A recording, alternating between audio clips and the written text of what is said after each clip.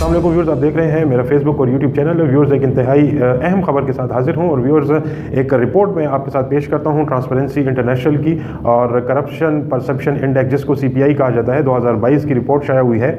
और उस रिपोर्ट में अगर हम लोग देखें तो ये वो ममालिक की लिस्ट है जिनमें जो ममालिक जहाँ पर करप्शन जो है कम है तो वो ममालिक, और जहाँ पर करप्शन ज़्यादा है तो ये कंप्लीट लिस्ट है। उसमें पाकिस्तान का जो मतलब नंबर्स जो है वो 27 है। और इस तरह अगर हम लोग टॉप कंट्रीज़ देखें जहाँ पर करप्शन परसेप्शन इंडेक्स जो बहुत कम है, तो उसमें जो टॉप कंट्रीज़ हैं उसमें लग्जमबर्ग जैसी कंट्री, न्यूजीलैंड हो गया, फिनलैंड हो गया, जापान हो गया, US हो गया, ये ऐसी कंट्रीज़ हैं जहाँ पर इस रिपोर्ट के मुताबिक जहाँ पर करप्शन जो है वो बहुत कम है, जिनका स्कोर जो है वो बहुत अच्छा है।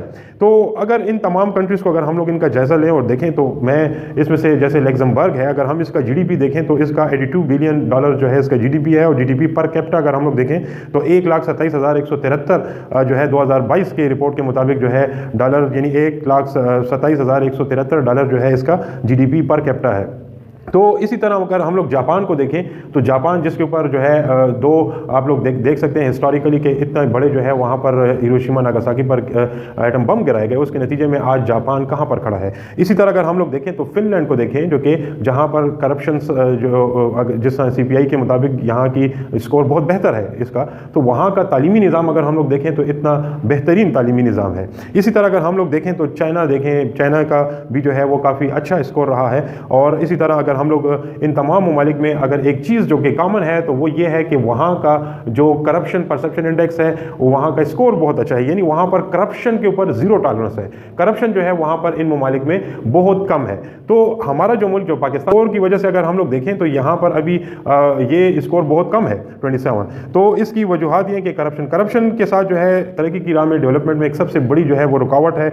वो कैसे अगर हम लोग देखें तो करप्शन के साथ बहुत सारी चीज़ें जुड़ी हुई हैं। अगर करप्शन इन ममालिक में अगर करप्शन कम है तो वहाँ पर इंडस्ट्रीज़ हैं, वहाँ के एजुकेशन निज़ाम जो है वो बड़ा बेहतर है।